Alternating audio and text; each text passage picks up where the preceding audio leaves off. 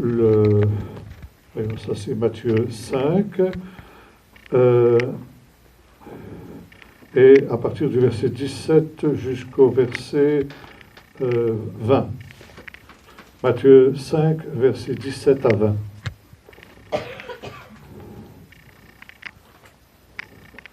Quelqu'un nous lit ça, ça m'évitera d'avoir à traduire.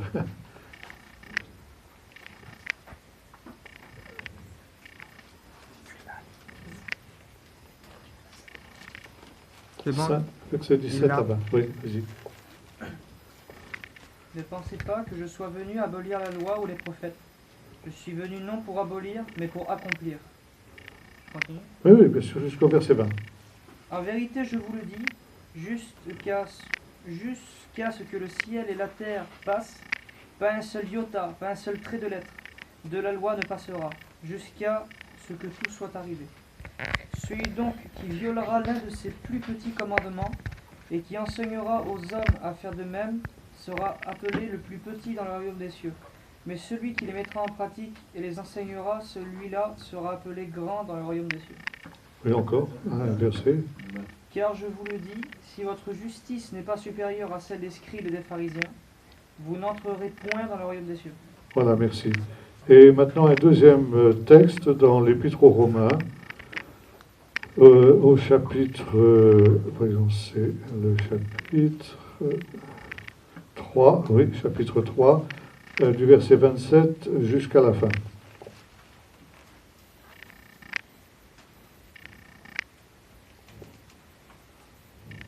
Où donc est la fierté? Elle est exclue. Par quelle loi? Celle des œuvres? Non, mais par la loi de la foi. Car nous estimons que l'être humain est justifié par la foi, en dehors des œuvres de la loi. Ou bien Dieu est-il seulement le Dieu des Juifs? N'est-il pas aussi celui des non-Juifs? Oui, il est aussi le Dieu des non-Juifs.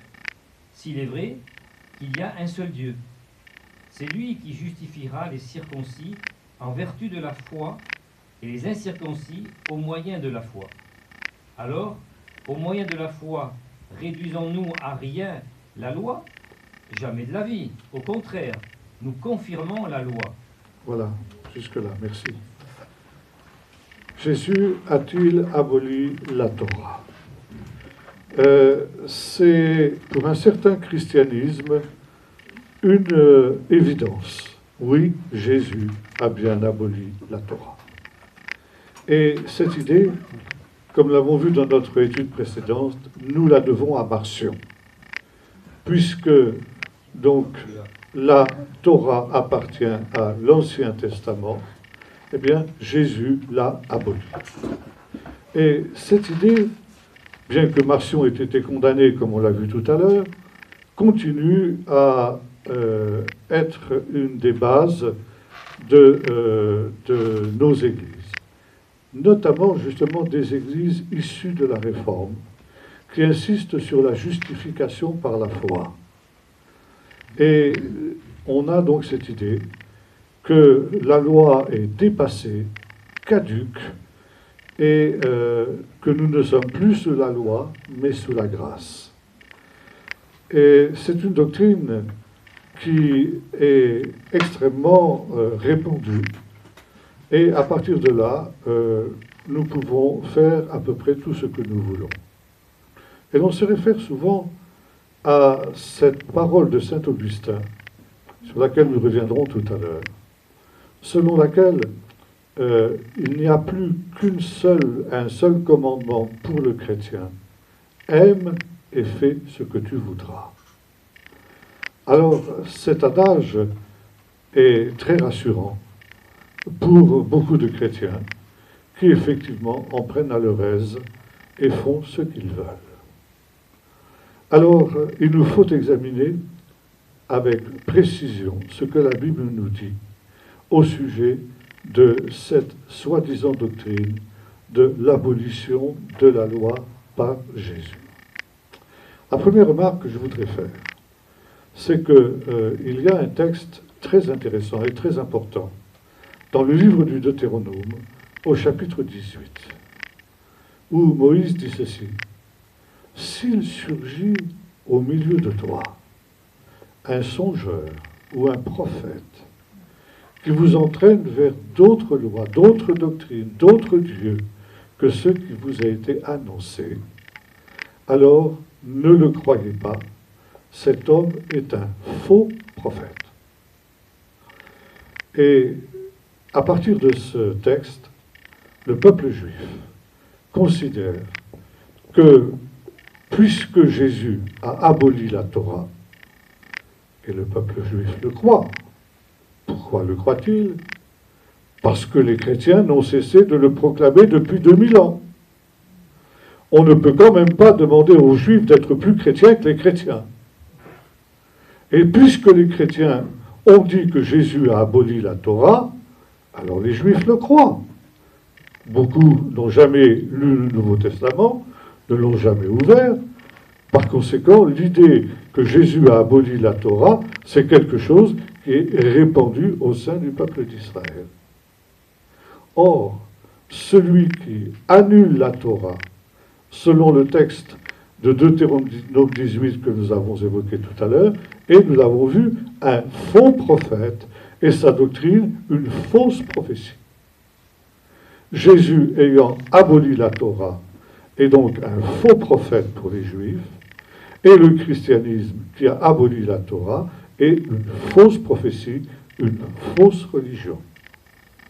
Et l'on est bien d'accord au sein du peuple juif que le christianisme est issu et sorti du judaïsme, mais on considère qu'il s'en est séparé et qu'aujourd'hui il n'est plus qu'une caricature du judaïsme, qu'il n'y a plus aucune commune mesure entre le judaïsme et le christianisme, parce qu'au cœur du judaïsme, il y a la Torah, et par conséquent que nous avons affaire à deux religions différentes et qui n'ont plus rien à voir l'une avec l'autre, même si l'une est sortie de la première. Et cette idée que le Seigneur a aboli la Torah, eh bien, elle est en train de reprendre une nouvelle vigueur aujourd'hui, à partir d'un mouvement qui nous vient des États-Unis et que l'on appelle le mouvement de l'accomplissement. Ce mouvement vient d'un texte qu'on trouve dans la Passion de Jésus, où il nous est dit que la dernière parole que Jésus a prononcée quand il était sur la croix était celle-ci: tout est accompli. Et ce mouvement dit de l'accomplissement considère que toutes les prophéties ont été accomplies en Jésus et qu'il n'y a plus rien à attendre aujourd'hui. Aucune nouvelle prophétie ne doit s'accomplir.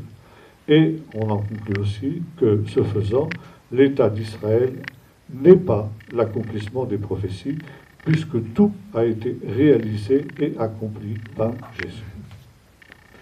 Cette doctrine, cette théologie, se heurte évidemment au texte que nous avons lu tout à l'heure, où Jésus dit « Je ne suis pas venu pour détruire, pour abolir la Torah et les prophètes.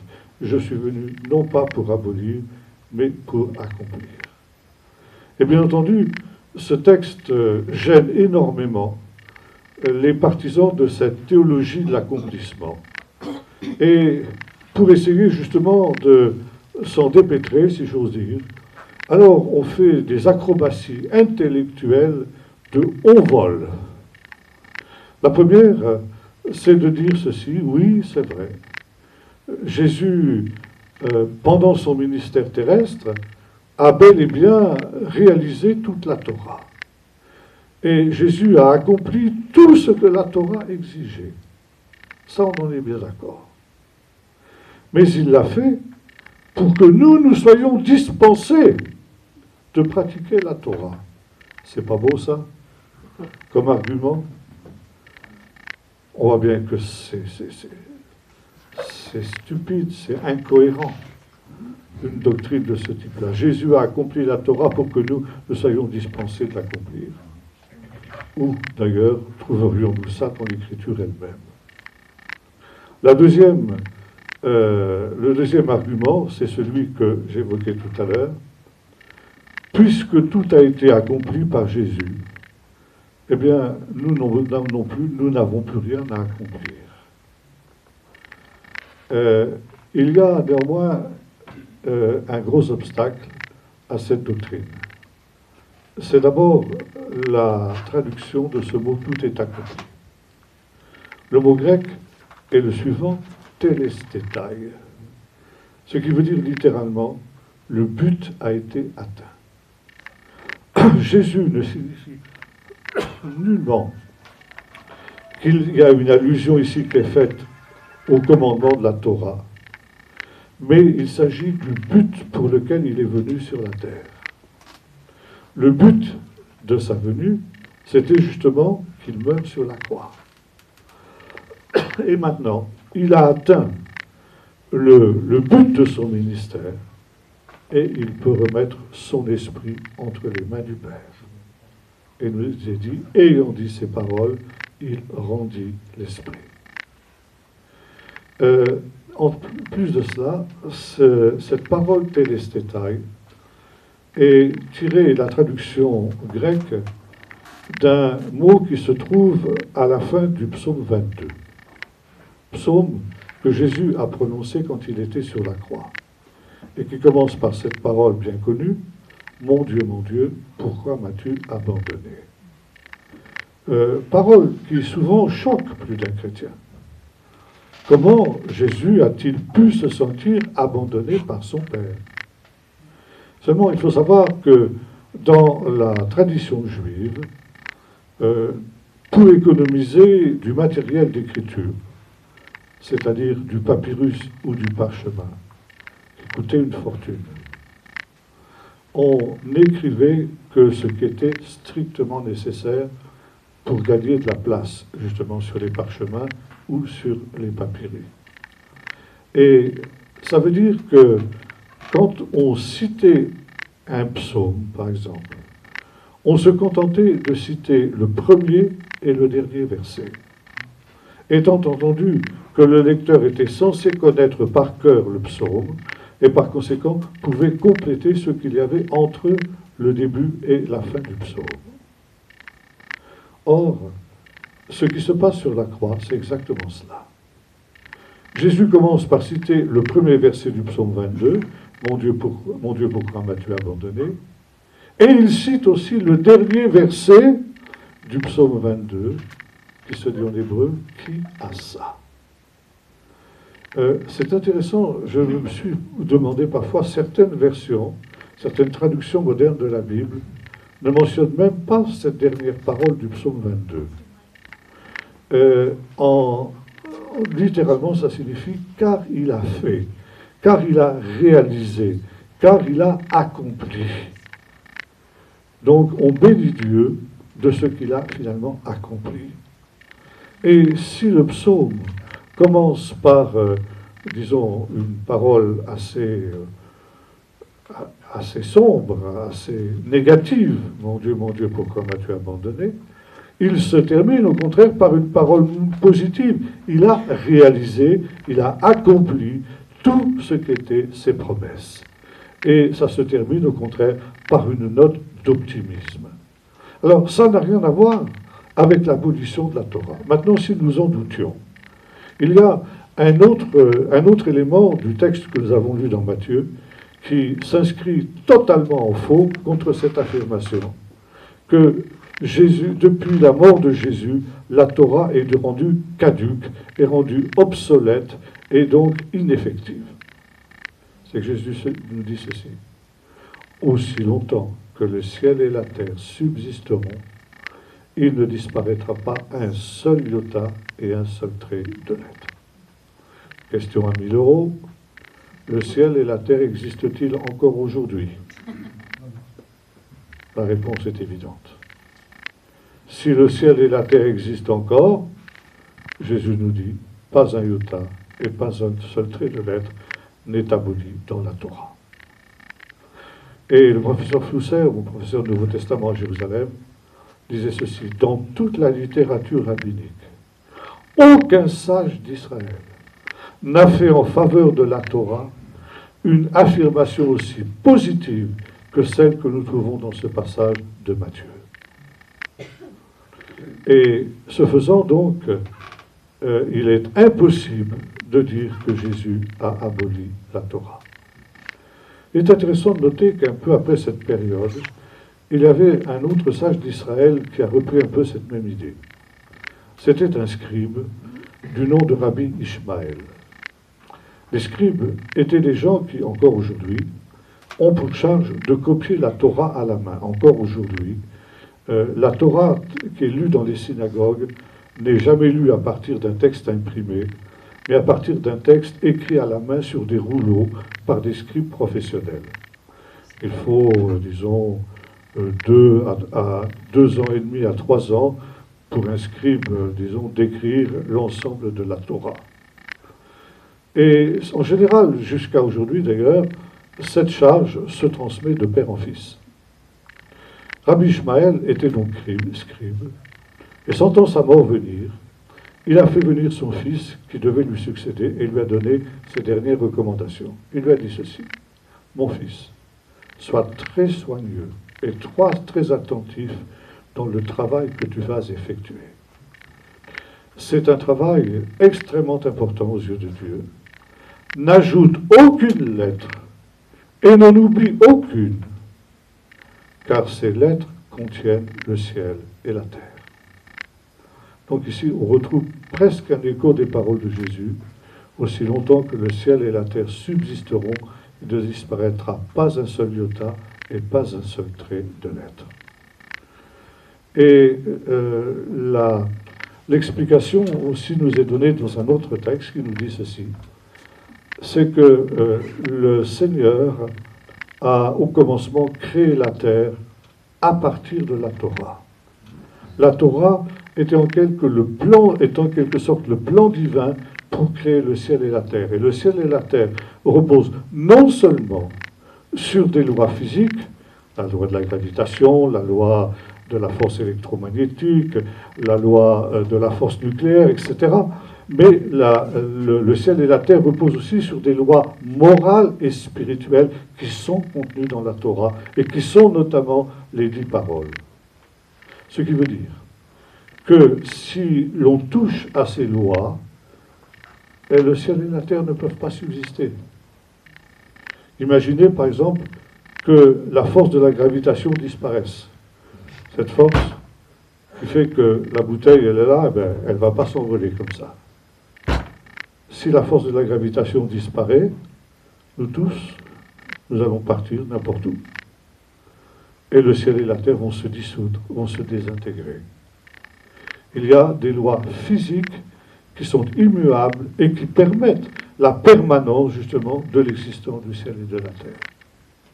Mais les sages d'Israël nous disent que ce n'est pas seulement les lois physiques qui maintiennent la terre et le ciel, mais aussi les lois spirituelles et morales.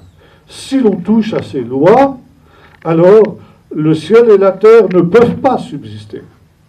Et c'est ce qui se passe dans la littérature apocalyptique, chez les prophètes, où il nous est dit ceci: eh bien, la terre chancelle comme un homme ivre, les montagnes s'écroulent, les mers sont déchaînées, les étoiles tombent du ciel, le soleil ne donne plus sa lumière.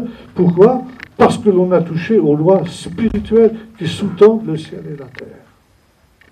Je me laissais dire qu'il y a quelques années de cela, à une session de l'ONU, devant les représentants de toutes les nations qui composent la Terre, quelqu'un est monté à la tribune et a déclaré ceci: j'ai une très bonne nouvelle à vous annoncer. C'est qu'à partir de maintenant, les 10 commandements sont abolis. Et cette déclaration a été reçue avec un tonnerre d'applaudissements. Alors, il ne faut pas s'étonner du réchauffement du climat, de la pollution et de toutes ces choses-là. La Terre est en train d'être détruite parce que nous avons touché au fondement du ciel et de la terre, parce que nous avons touché à la Torah. Et Jésus nous dit ici: je ne suis pas venu pour abolir, mais pour accomplir. Et cette affirmation, il faut la retraduire en hébreu. Et nous avons ici deux mots qui sont des mots techniques du vocabulaire rabbinique. Levatel ou lekayem. Levatel, abolir. Lekayem, comment est-ce qu'on peut traduire ça? Littéralement confirmer. Et dans le vocabulaire technique des rabbins, ça veut dire, lekayem, donner l'explication exacte du commandement. Ça veut dire que si vous donnez une explication juste du commandement, vous l'établissez. Si vous en donnez une explication erronée, vous détruisez le commandement. Et ce que Jésus se propose de faire, dans ce que l'on appelle le sermon sur la montagne, c'est de donner la signification juste et exacte des commandements. C'est pourquoi il dira, vous avez entendu qu'il a été dit. Mais cette explication, cette interprétation n'est pas forcément juste. Et la véritable interprétation, c'est celle que moi je vous donne. Par exemple, le talion, œil pour œil, dent pour dent.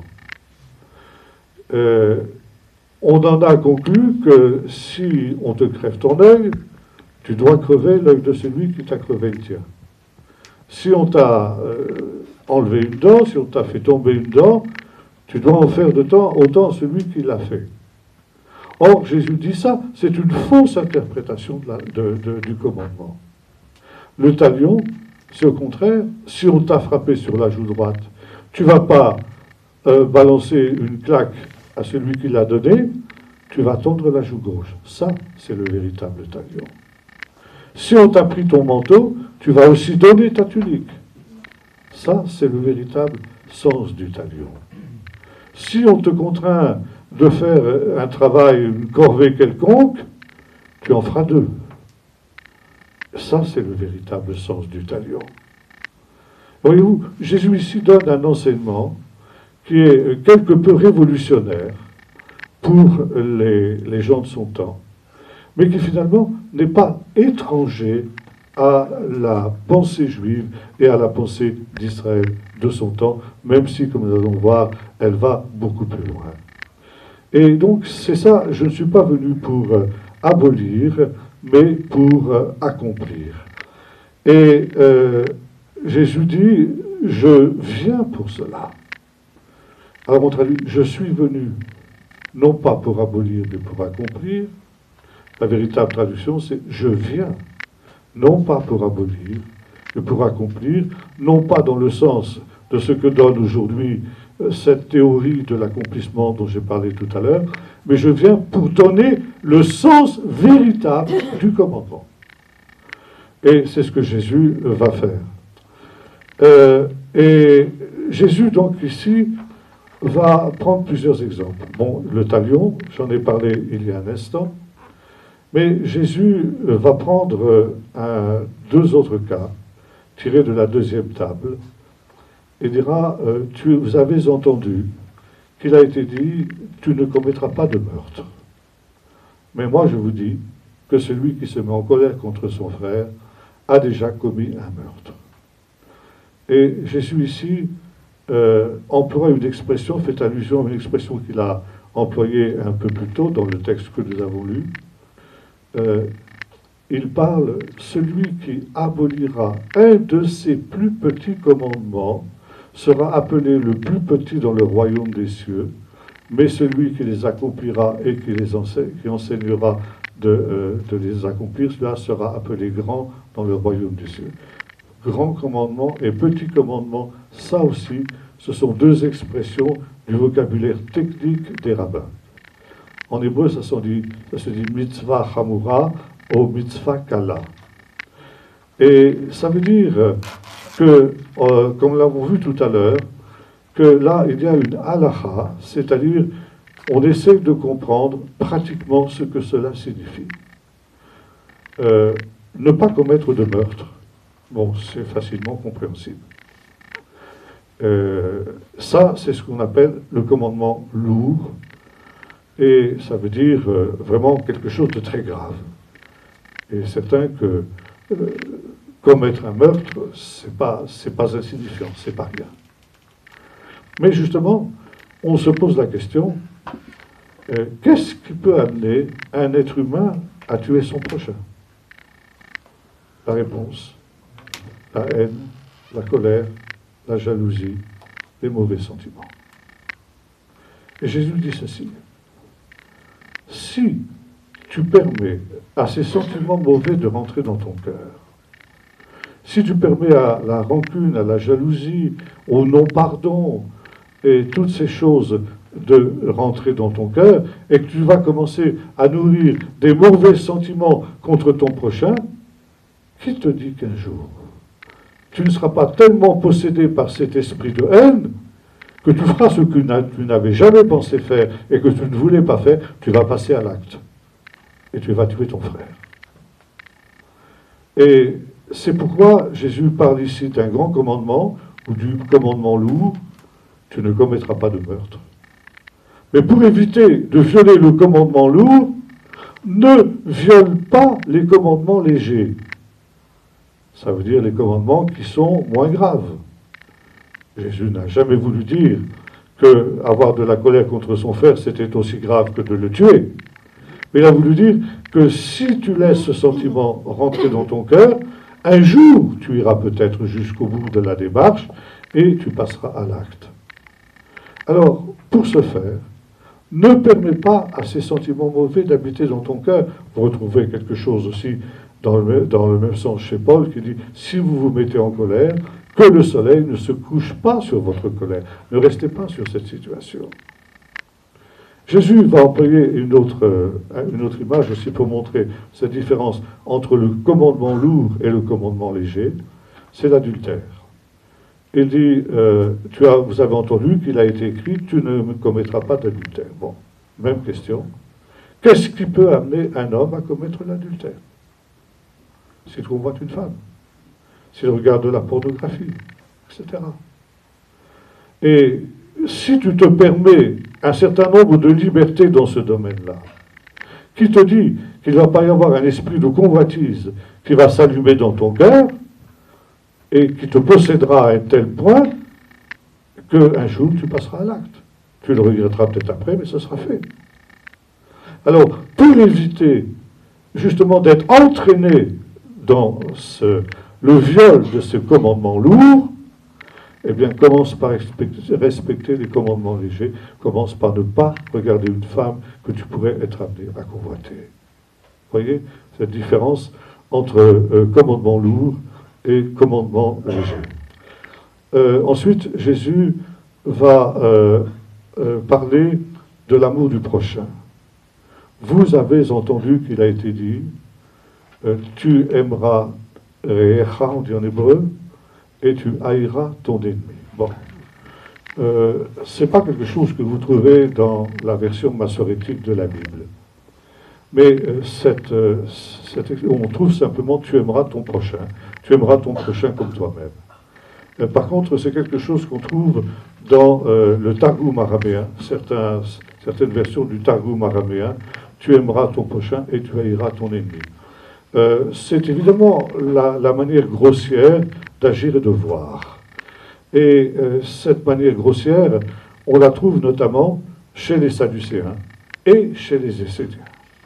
Et les Esséniens, quand un postulant entrait dans la communauté, s'engageait à aimer tous les fils de la lumière, Re'echa, c'est-à-dire celui qui est comme toi. Re'echa, c'est le sens premier du mot. Et à haïr tous les fils de Bélial, c'est-à-dire les fils des ténèbres. Donc aimer et haïr.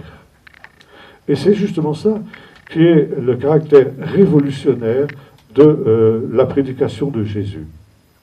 Le judaïsme a dit au contraire, tu ne haïras pas ton prochain dans ton cœur. Et ça, c'est déjà pas mal. Si dans nos églises, on pouvait respecter ça, je suis sûr que ça irait déjà beaucoup mieux. Mais, alors que le judaïsme prescrit de ne pas haïr même son ennemi, Jésus va beaucoup plus loin. Il va jusqu'à demander l'amour positif de l'ennemi. Et ça, aucun sage d'Israël n'est allé aussi loin dans ce domaine. C'est en cela que la prédication de Jésus a un caractère véritablement révolutionnaire. Et Jésus, ici, va ramener la Torah à finalement ce qui va être pour lui l'essentiel. Justement, l'amour inconditionnel.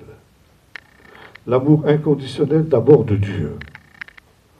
Dieu a un amour inconditionnel pour les hommes, ce qui ne veut pas dire qu'il tolère tout de leur part, mais il dira ceci, la bonté de Dieu est telle qu'il fait pleuvoir sur les méchants et sur les bons, et qu'il fait briller son soleil sur les justes et sur les injustes.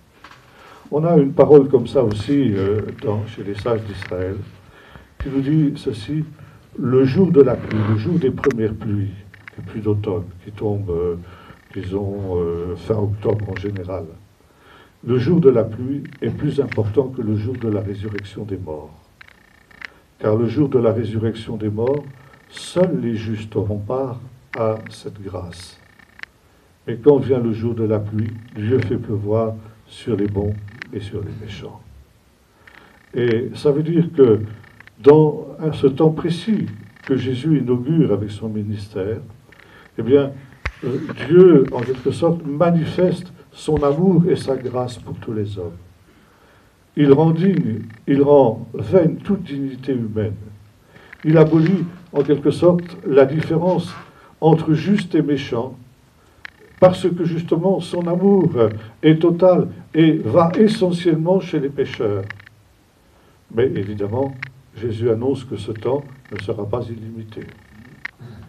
Et qu'après ce temps où, en quelque sorte, les portes de la grâce sont ouvertes devant tout homme, juste ou injuste, bon ou méchant, viendra un temps de jugement. Et là, comme nous le voyons dans la parabole du filet, par exemple, eh bien, on séparera les justes et les méchants. Et sur quel critère? Eh bien, sur le critère de la manière dont les uns et les autres auront reçu la parole de Jésus, auront reçu le témoignage de Jésus.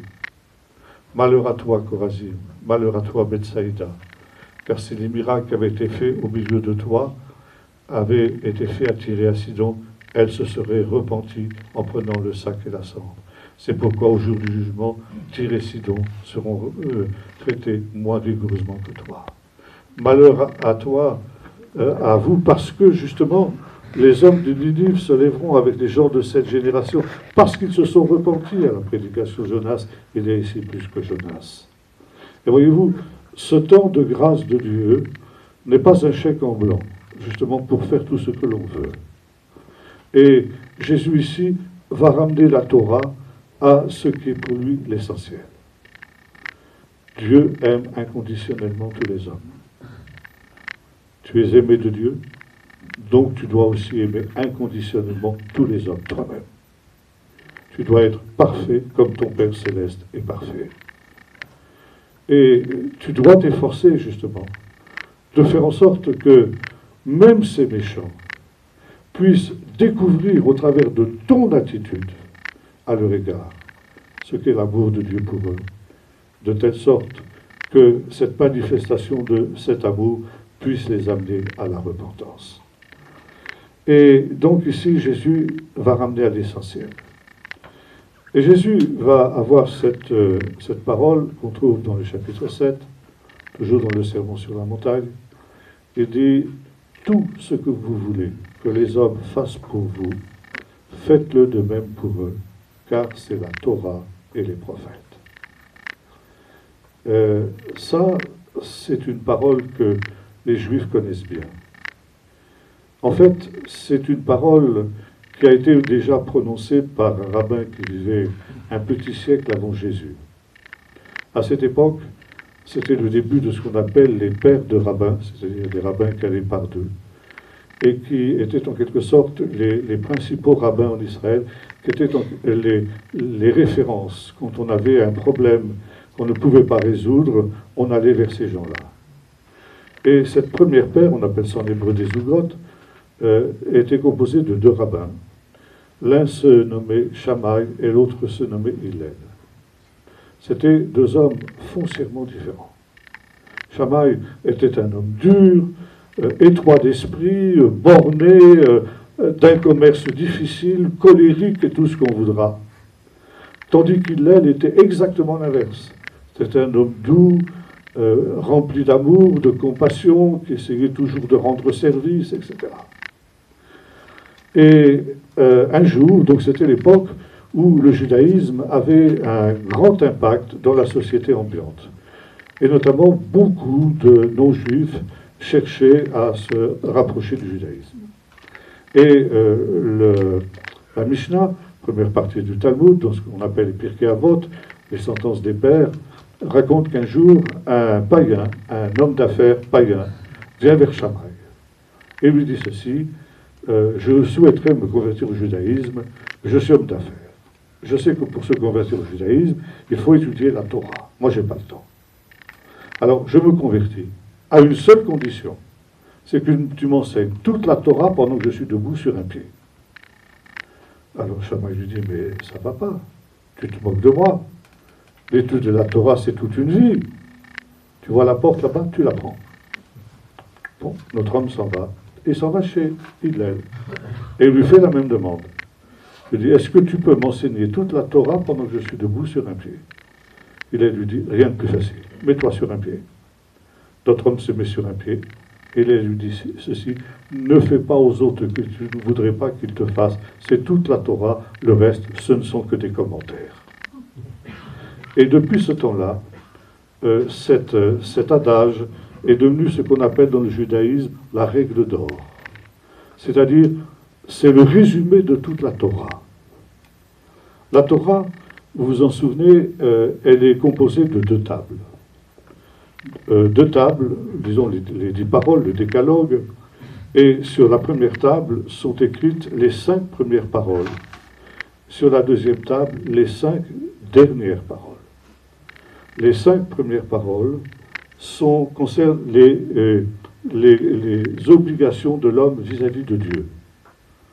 Tu n'auras pas d'autre Dieu devant ma face, tu ne feras pas d'idole, respecte le jour du Shabbat, honore ton père et ta mère, bref, tout ce qui s'ensuit. Les 5 autres commandements concernent les devoirs vis-à-vis du prochain. Tu ne commettras pas de meurtre, tu ne commettras pas d'adultère, tu ne commettras pas de vol, etc. Et il y avait une autre manière de résumer la Torah aussi à cette époque-là. C'était justement ce que Jésus emploiera quand un docteur de la loi lui demandera quel est le plus grand de tous les commandements. Vous vous souvenez de cet épisode. Et Jésus cite le schéma. Shema Israël, écoute Israël, tu aimeras le Seigneur ton Dieu de tout ton cœur, de toute ton âme et de toute ta pensée, et ton prochain comme toi-même.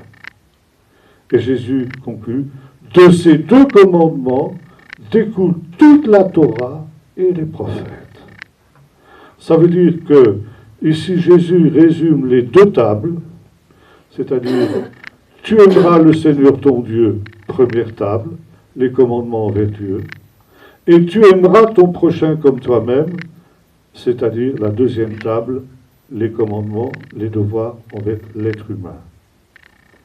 Ça veut dire que l'amour de Dieu, aimer Dieu et aimer son frère, eh bien, c'est accomplir les commandements de Dieu. Vous retrouverez ça dans les dernières paroles de Jésus avant sa mort: si vous m'aimez, gardez mes commandements. Et Jésus ensuite va reprendre la règle d'or de Hillel: ne fais pas aux autres ce que vous ne voulez pas qu'ils te fassent, mais il va le mettre au positif. Tout ce que vous voulez que les hommes fassent pour vous, faites-le de même pour eux. Ça veut dire qu'il va beaucoup plus loin. Comme lui, ça découle de sa vision de l'amour inconditionnel, même pour les ennemis. Ça veut dire, tu n'es pas quitte si simplement tu n'as pas fait ce que tu ne voudrais pas qu'ils fassent, mais tu dois aller beaucoup plus loin. Tu dois faire en faveur de ton prochain ce que tu aurais voulu qu'on te fasse à toi. Et ça, c'est véritablement le caractère révolutionnaire de l'enseignement de Jésus.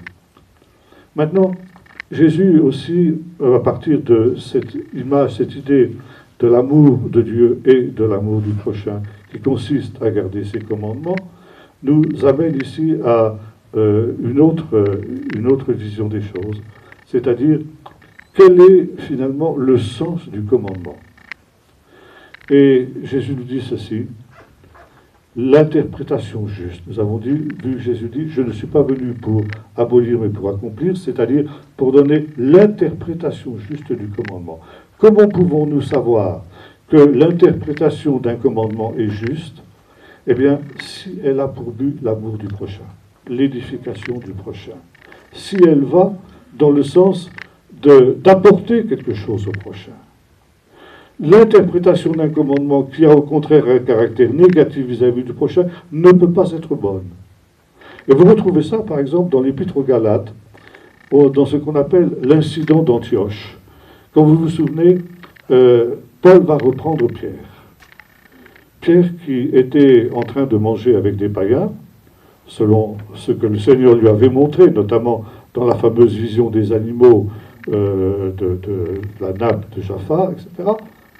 Et lorsque viennent des judaïsants de Jérusalem, Pierre prend son assiette et s'en va manger à part. Et Paul dit, attention, stop, ça a plu. Tu es en train de respecter un commandement, en quelque sorte, léger, celui de la cache-route. Et en même temps, tu es en train de violer un commandement lourd, l'amour du prochain. En cessant de manger avec tes frères païens, qu'est-ce que tu fais? Tu leur fais un affront. Tu leur donnes une gifle. Ça veut dire que tu interprètes le commandement de la cache-route dans un sens qui va être négatif pour tes frères. Tu veux manger caché, Pierre? Mange caché chez toi autant que tu voudras. Mais quand tu es avec des païens qui ne mangent pas caché, l'amour que tu dois avoir pour tes frères non juifs doit t'amener à sacrifier le commandement second de la cache-route au commandement premier qui est celui de l'amour du prochain.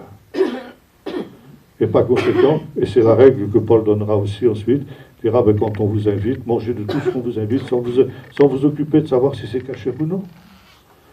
Parce que c'est une manière aussi d'aimer vos frères. Aimer vos frères, manifester de l'amour pour vos frères est plus important que des commandements qui sont des commandements secondaires.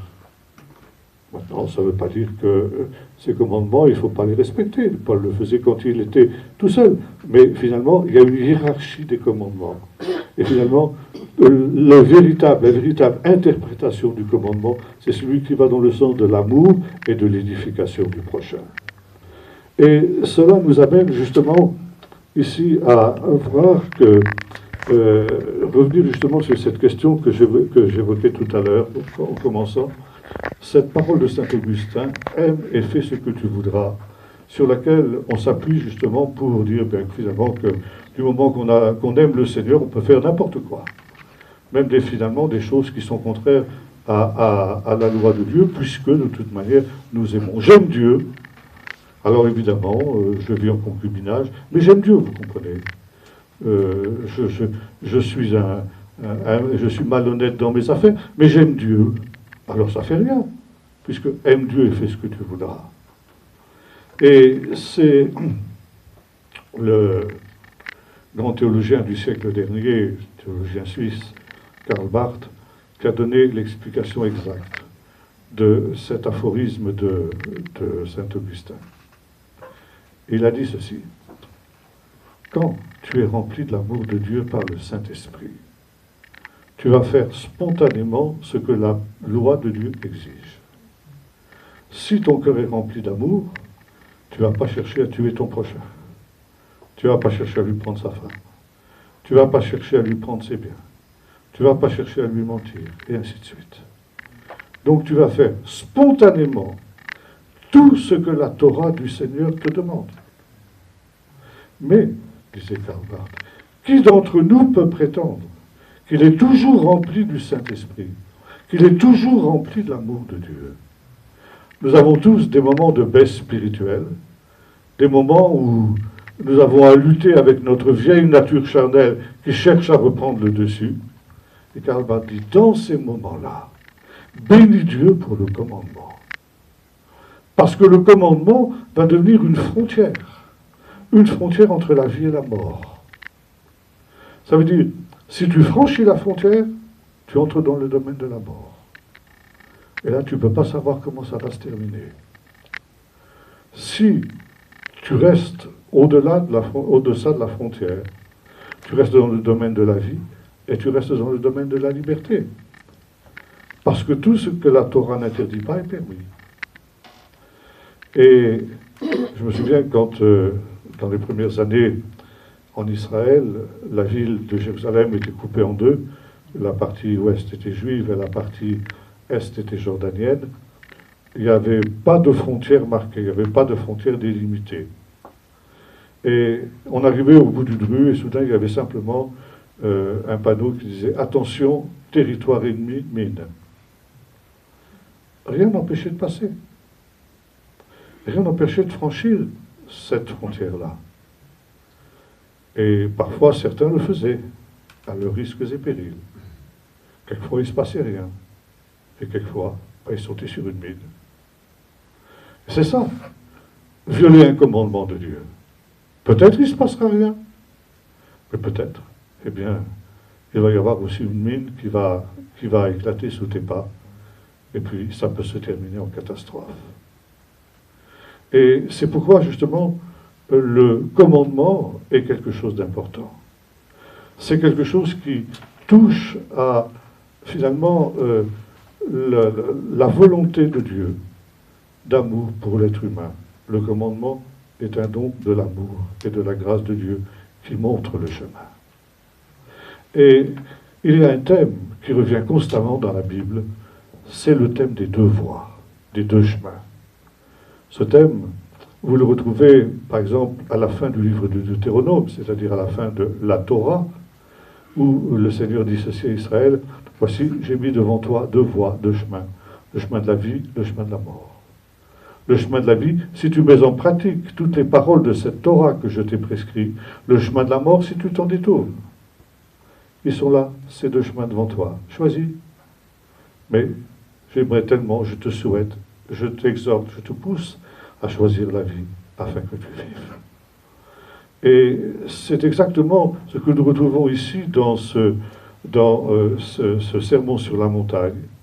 D'ailleurs, Jésus le reprend aussi à la fin du sermon. Il dit, eh bien, c'est pourquoi celui qui écoute les paroles que je dis et qui les met en pratique est semblable à un homme sage qui a construit sa maison sur le roc. Et quand est venue la tempête eschatologique, et quand viendra cette tempête eschatologique, eh bien, cette maison résistera. Mais celui qui n'écoute pas ces paroles, qui ne met pas en pratique, est semblable à quelqu'un qui a construit sa maison sur le sable. Et quand cette tempête eschatologique est venue, ça a été la perte, ça a été la destruction. Et nous retrouvons ce thème des deux voies. Nous le retrouvons aussi, par exemple, dans le psaume 1er. Car l'Éternel connaît la voie des justes et la voie des pécheurs mène à la perdition. Vous le retrouvez dans le livre des Proverbes. Là aussi, où l'auteur du livre met son élève, c'est un jeune auquel il s'adresse, en face de ce choix entre la sagesse et la folie. Le chemin de la sagesse et le chemin de la folie correspondent au chemin de la vie, au chemin de la mort. Et là aussi, il y a un choix. Vous retrouvez ça dans les paraboles, par exemple la parabole des 10 vierges, la parabole du méchant et du bon serviteur, la parabole des talents, etc. Ce choix, justement, entre les deux chemins et les deux voies. Adam a choisi, lui, malheureusement, le chemin de la mort, à cause du fait qu'il avait un cœur mauvais. Et il y a cette exhortation à s'attacher au Seigneur de tout son cœur. Cette idée, justement, que toute la Torah est accomplie dans cette parole « Tu aimeras ton prochain comme toi-même », qui est le résumé, justement, de la Torah, encore une fois, qui n'abolit pas la Torah, mais qui la confirme et qui en donne le noyau sûr, le noyau central. C'est, justement, une manière pratique de vivre cet amour pour Dieu et de vivre cet amour pour le prochain, qui est finalement le sommaire de ce qui est demandé à Israël. Écoute Israël, tu aimeras le Seigneur de tout ton cœur et ton prochain comme toi-même. Et dans le Nouveau Testament, nous retrouverons aussi cette même idée. Parce que vous allez me dire, oui, tout ça c'est très bien. On est bon, c'est à peu près certain que Jésus n'a pas aboli la Torah. Ça, je pense qu'on ne peut pas le nier. Mais si Jésus n'a pas aboli la Torah, Paul l'a fait. Ah, voilà. Et Paul nous dit, nous ne sommes plus sous la loi, nous sommes sous la grâce. On n'est pas justifié par les œuvres de la loi, mais on est justifié par la foi en Jésus. Et on oppose Paul à Jésus. Or, justement, c'est pour ça que j'ai lu le texte tout à l'heure dans Romains 3, verset 31, où Paul, justement, explique ce que va être le sujet de son épître, c'est-à-dire l'exposé du salut par la foi. Et c'est là qu'il dit, personne ne sera justifié par les œuvres de la loi, ce qui est un terme d'ailleurs qui demanderait des explications assez longues, et pas du tout ce qu'on pense, mais justement par la foi.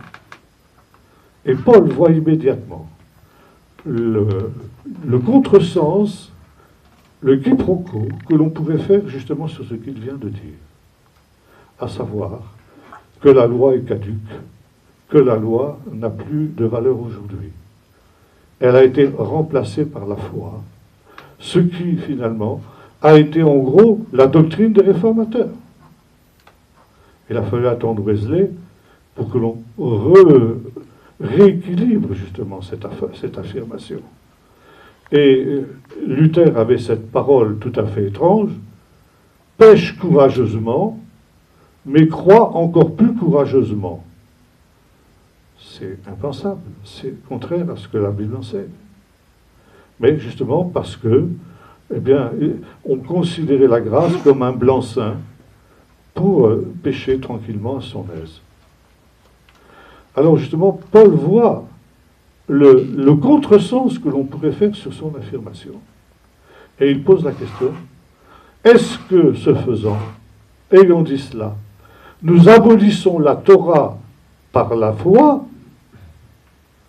Et il va répondre une expression qui, si on retraduit en hébreu, est extrêmement forte. Bien qu'il écrive en grec, Paul pense en hébreu. Et en hébreu, ça se dirait ainsi, chas vechalil. Ça veut dire, c'est impensable, inimaginable. Ça ne me vient même pas à l'esprit de pouvoir imaginer que je puisse remplacer la foi, la Torah par la foi. Si Paul le faisait, comme on l'a vu tout à l'heure, il serait un faux prophète. Alors il dit, il s'en défend. Il n'en est pas question de remplacer la Torah par la foi. Mais au contraire, en exposant le salut par la foi, nous confirmons la Torah. Parce que cette doctrine de la justification par la foi, elle est parfaitement cohérente avec la Torah. La preuve, et Paul va le démontrer dans la suite de l'épître. C'est par la foi qu'Abraham a été justifié. Il a été justifié en faisant quoi? Eh bien, en quittant, en obéissant au Seigneur. Il a été justifié en acceptant la circoncision. Il a été justifié en offrant son fils Isaac en sacrifice. Il a été justifié, autrement dit, par son obéissance. La foi conduit à l'obéissance. Donc à l'obéissance à la Torah. Et Paul, justement, démontre que, effectivement, la foi nous conduit dans cette dimension-là. Et il emploie, voyez-vous ici, exactement les mêmes paroles que celles que Jésus nous dit. Je ne suis pas venu pour abolir, mais pour accomplir. Est-ce que nous abolissons?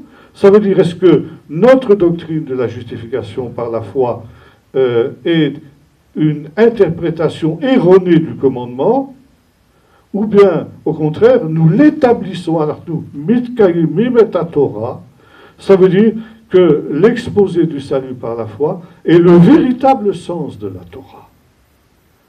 La Torah n'a jamais prétendu qu'on serait justifié par ce qu'il appelle les œuvres de la Torah, c'est-à-dire par ce qui fait justement le rituel juif, mais on est justifié justement dans cette même voie qu'était celle d'Abraham, ça veut dire une foi qui conduit à l'obéissance et par conséquent qui conduit à la Torah. Encore une fois, si nous sommes remplis du Saint-Esprit et de l'amour de Dieu, nous n'avons pas besoin du commandement. Mais quand nous ne sommes pas remplis de cet esprit, alors le commandement est le bienvenu. Et à 3 reprises, dans le Nouveau Testament, nous allons retrouver ce sommaire justement de la Torah. Premièrement, dans Romains 13, versets 8 à 10, où Paul déclare ceci: « Ne devez rien à personne, si ce n'est de vous aimer les uns les autres. Car toute la Torah est accomplie dans cette seule parole: tu aimeras ton prochain comme toi-même. » Deuxième texte, Galates 5, verset 14, on retrouve aussi la même idée, où il est dit que la Torah, l'accomplissement de la Torah, qui était tellement important pour les Galates, au point justement qu'ils étaient revenus aux œuvres de la Torah. Ça veut dire qu'ils pensaient que la principale des œuvres de la Torah, c'est la circoncision, donc qu'ils devaient se faire circoncire. Ça veut dire redevenir juif. Paul dit là, vous êtes déçus, vous êtes à côté. Parce que justement, le royaume de Dieu, ce n'est pas justement de manger cachère ou pas manger cachère, ou de boire du vin ou pas boire du vin cachère, mais c'est justement la joie et la paix avec le Seigneur, et c'est accompli dans cette parole: tu aimeras ton prochain comme toi-même. Donc, finalement, l'accomplissement des commandements de la deuxième table. Et enfin, Jacques, chapitre 2, versets 8 à 12, où là aussi, Jacques nous dit que la loi parfaite du Seigneur, cette loi qui est logiquement l'accomplissement et qui découle tout naturellement d'une rencontre avec le Seigneur, qui nous remplit justement de l'Esprit de Dieu, eh bien, c'est justement d'aimer son prochain comme soi-même. Intéressant de noter aussi que l'on retrouve cette parole dans les textes de Qumran. Et les textes de Qumran nous disent ceci: il y a 2 chemins devant chaque homme, le chemin de la vie et le chemin de la mort. Le chemin de la vie qui consiste à garder les commandements du Seigneur, et le chemin de la mort qui consiste à s'en détourner. Et ces 2 chemins sont présidés par 2 esprits, l'esprit de Dieu et l'esprit de Bélial, c'est-à-dire du diable. Et ces 2 esprits cherchent à attirer chaque être humain sur son propre chemin. L'esprit de Dieu cherche à attirer l'homme sur le chemin de la vie et de l'obéissance, et l'esprit de Bélial cherche à l'en détourner et l'amener vers le chemin de la mort. Et ces 2 esprits sont en conflit. Et le champ de bataille de ces 2 esprits, c'est le cœur de chaque être humain. Chaque être humain est sollicité par ces 2 esprits, sollicité à marcher sur un de ces 2 chemins-là. Et finalement, l'être humain doit arbitrer. Auquel de ces 2 esprits je vais répondre? Auquel de ces 2 esprits je vais obéir? Vous retrouvez quelque chose de semblable chez Paul dans le chapitre 7 de l'Épître aux Romains, quand il dit je prends plaisir à la Torah du Seigneur, mais je vois en moi une autre loi qui me rend captif de la loi du péché et de la mort, et qui m'entraîne à faire le mal que je ne voudrais pas. Et Paul dit, mais qui me délivrera de ce combat? Et il nous montre dans le chapitre suivant que ce n'est pas l'Esprit de Dieu. L'Esprit de Dieu qui, comme à Qumran, cherche à l'attirer sur le chemin, sur le bon chemin. Il y a un autre texte aussi que l'on retrouve dans cette vision. C'est un texte qui date du début du IIe siècle, qui est un texte judéo-chrétien, qui a failli d'ailleurs être mis au canon du Nouveau Testament et qui en a été écarté, non pas parce qu'il y avait des choses qui étaient hérétiques, mais tout simplement parce que, datant du début du IIe siècle, il n'y avait plus d'apôtres vivants pour dire si ce texte était conforme à ce qu'ils avaient entendu ou pas. Alors, par précaution, uniquement par précaution, on a préféré ne pas le mettre au canon du Nouveau Testament. Il est néanmoins très intéressant. Et ce petit écrit s'appelle la Didaché des 12 apôtres, c'est-à-dire l'enseignement des 12 apôtres aux nations. Et il commence, comme à Qumran, par le thème des deux chemins. Il y a deux chemins devant chaque être humain, donc le chemin de la vie, le chemin de la mort, et les deux esprits qui cherchent à attirer l'un et l'autre sur le chemin de la vie ou sur le chemin de la mort.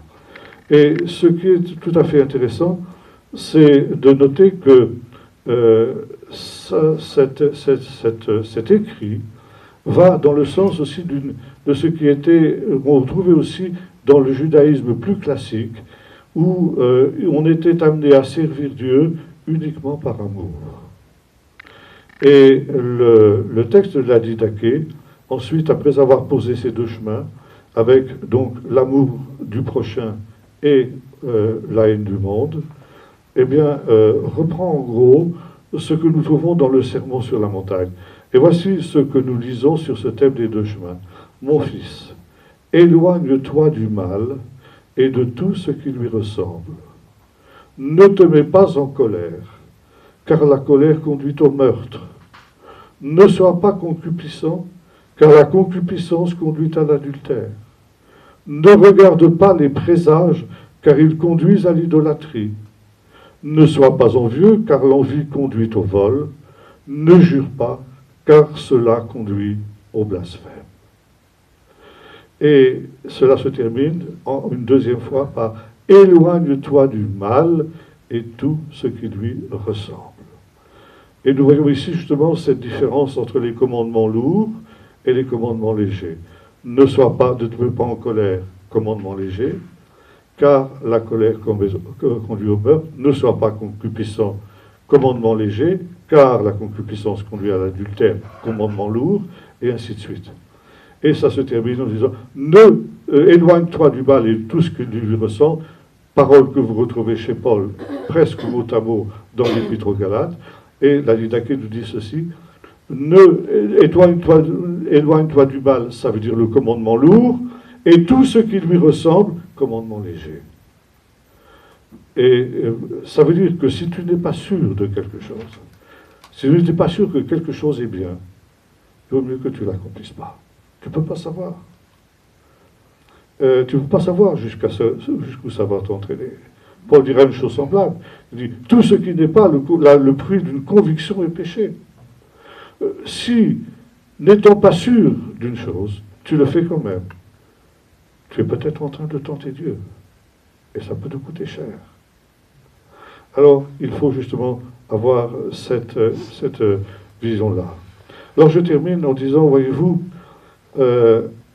la parole de Jésus, la vision de Jésus de la Torah, s'inscrit finalement dans le cadre d'un certain judaïsme. Ce judaïsme qui, contrairement à ce que pensaient les pères d'Église, a été en réalité la préparation à l'Évangile, la préparation évangélica. Et c'est ce qu'on appelle aussi en hébreu « derer haaretz », ça veut dire le chemin de la terre, ça veut dire le chemin que l'homme doit suivre pour ne pas succomber au péché. Et le sermon sur la montagne s'inscrit exactement dans cette littérature du derer haaretz. Comment justement l'homme peut-il éviter de tomber dans le péché?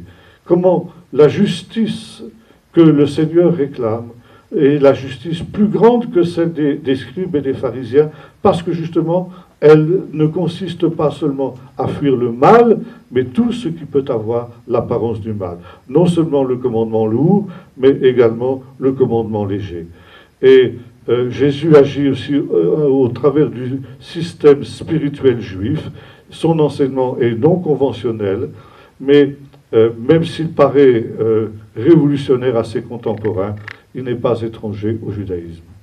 Donc je reprends la question qui nous a été posée. Jésus a-t-il aboli la Torah? La réponse, non. Il a confirmé la Torah, il en a donné le véritable sens. Et Jésus a-t-il dispensé ses disciples de suivre la Torah? Non. Et Paul dira, je suis sous la Torah du Messie. Et la Torah du Messie, elle est exactement là. Et nous l'avons vu dans ses écrits, que ce soit dans l'épître aux Romains ou que ce soit dans l'épître aux Galates. Paul reprend exactement cette même vision qui était celle de Jésus, finalement, quand on s'est tourné vers le Seigneur, eh bien, il y a un chemin qui s'ouvre devant soi. Comment l'homme peut-il échapper à l'esclavage du péché? Et la réponse est en mettant ses pieds dans l'empreinte de Jésus, ça veut dire en suivant son enseignement. Et ce n'est pas pour rien que l'évangile de Matthieu se termine par cette exhortation: faites de toutes les nations des disciples, enseignez-leur à garder tout ce que je vous ai enseigné. Or, si vous me traduisez en hébreu, enseigner, ça se dit ma Torah. Enseignez-leur à garder toute ma Torah. Et bien souvent, nous nous arrêtons, nous, au Jésus qui a montré le chemin du salut.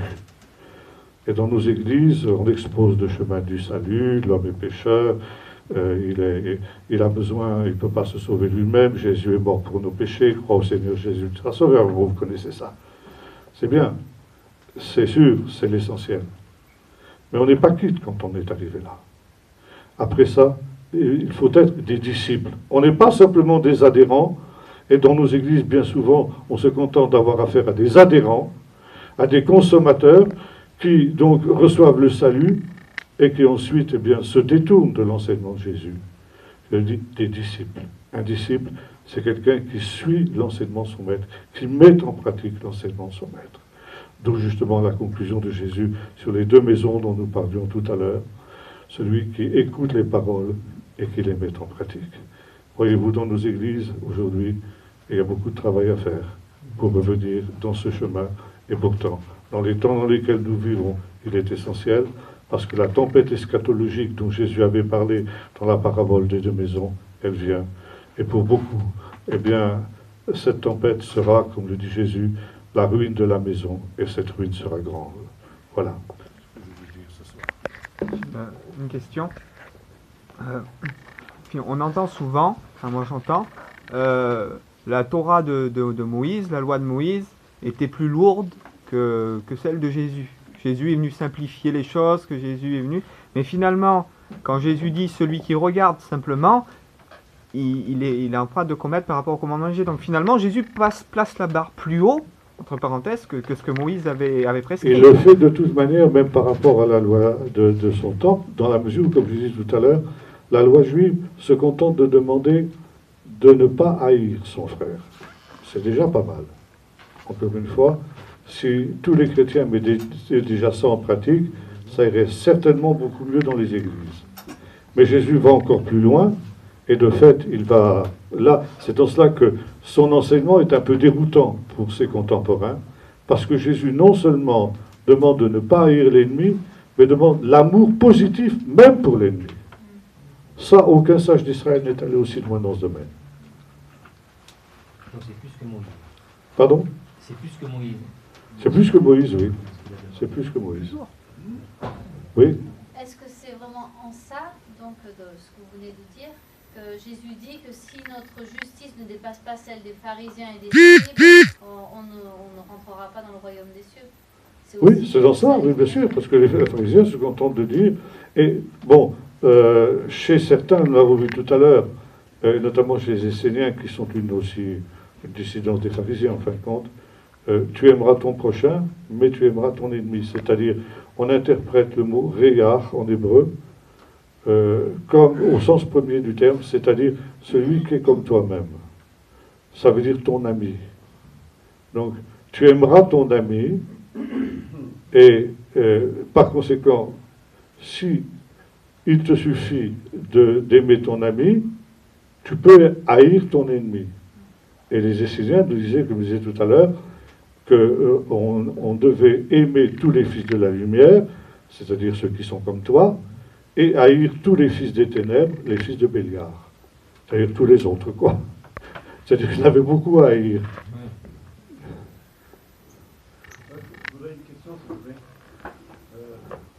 Si, quand on est sous l'onction du Saint-Esprit, on met en pratique, et quand l'onction s'en va, automatiquement, le commandement, c'est la lettre qui tue, non? Mais la lettre ne tue que dans la mesure où, justement, elle est détournée de son intention première.